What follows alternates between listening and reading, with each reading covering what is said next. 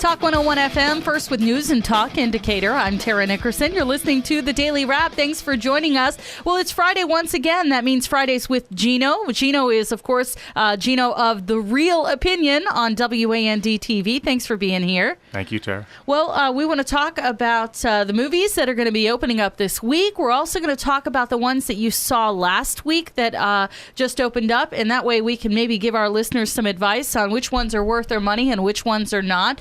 Let's first talk about what you saw last week. What movies did you check out? Well, first of all, the big opening was, of course, Thor: The Dark World. Unfortunately, it wasn't as good as I'd hoped. I still enjoyed it, but it was plagued by a lot of the same problems the first one was. The Earth characters led by Natalie Portman, the humor, the characters didn't do it for me. The love story between Thor and Jane, which is, of course, Natalie Portman's character, still incredibly weak, but it's kind of one of the main focuses of the movie.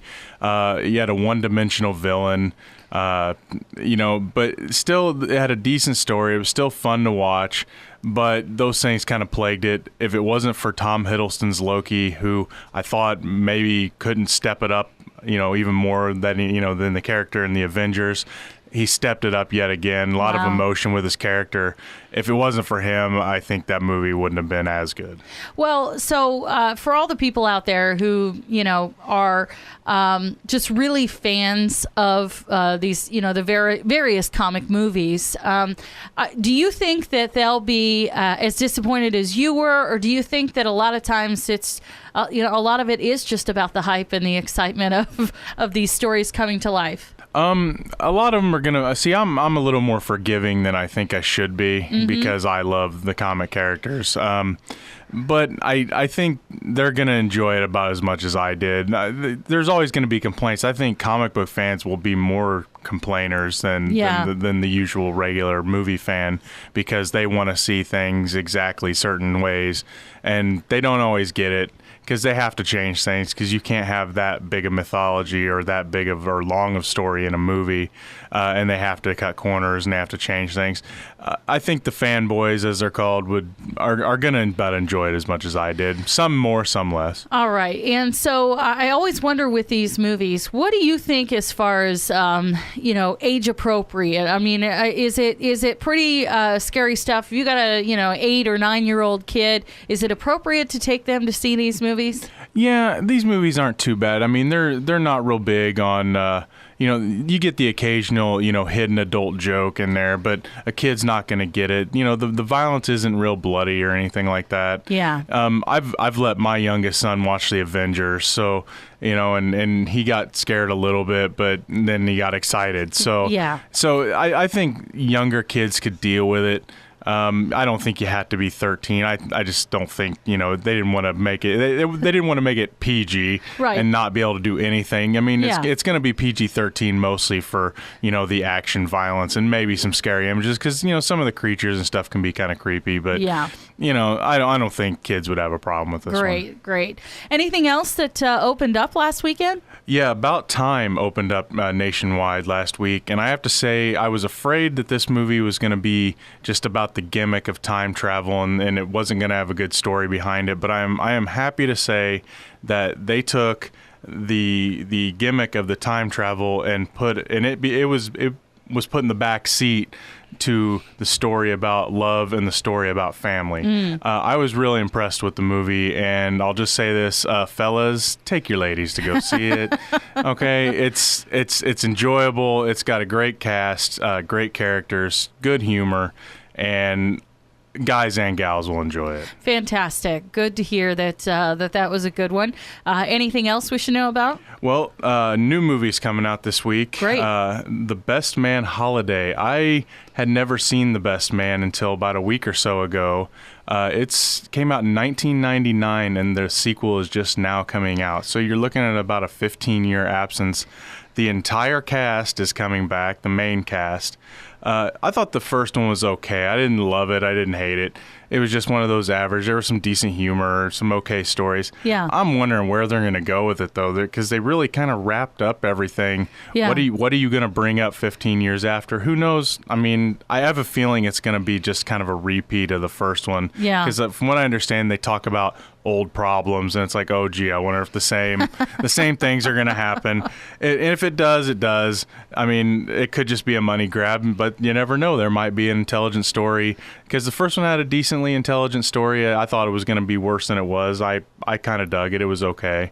So hopefully it won't be the same thing, but I think that's what's going to happen. Yeah. Well, we'll look forward to finding out if that's what happens in the end. And so, anything else opening up this weekend? The Avon is, and some theaters around outside of Decatur have had it the last few weeks. 12 Years a Slave is finally making its way to Decatur.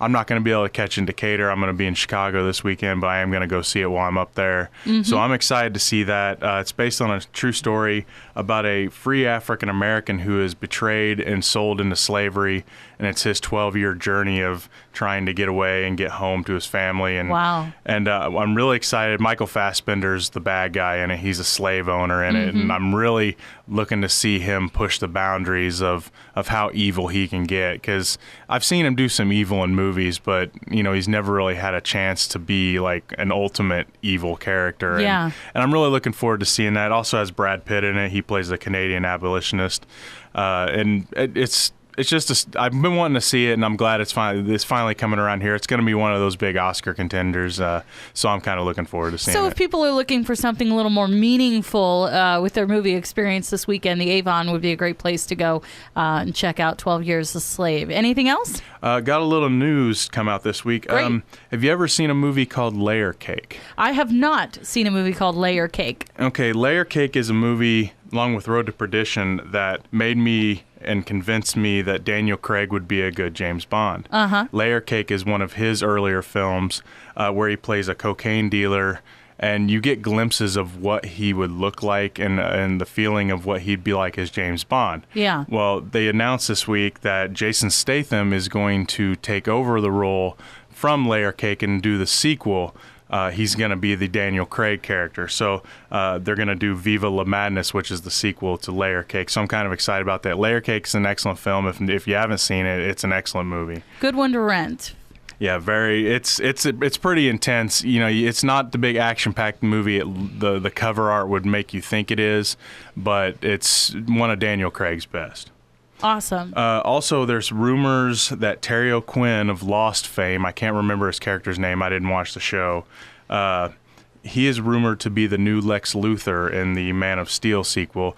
There's nothing behind that, but that's the big thing to come out now. And, I don't think he'd be a bad Lex Luthor. Bryan Cranston's the other name that comes up. I kind of want him to be the new Jim Gordon, but that's just my opinion.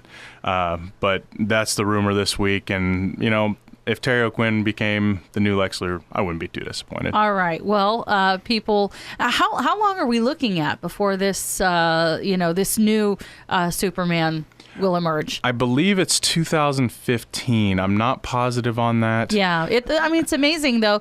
You start hearing rumors of casting and all those things, but it does take a long time to pull together. Yeah, they have started filming. They did some filming where they were shooting a football game it was a Metropolis team versus a Gotham team. They've done that, and they did one other thing of shooting. I believe it was in Kansas, where they were doing a Smallville shoot at what it would be, of course, Clark Kent's home. Yeah. But they haven't done much with it. Apparently, they have designed the new bat suit because, of course, Ben Affleck's the new Batman. Yes. Kevin Smith, the director of Clerks, Mallrats, movies like that, he said he's seen the new bat suit. He says it's totally different than, say, like the all-black Christian Bale, the all-black. He says it's not all black.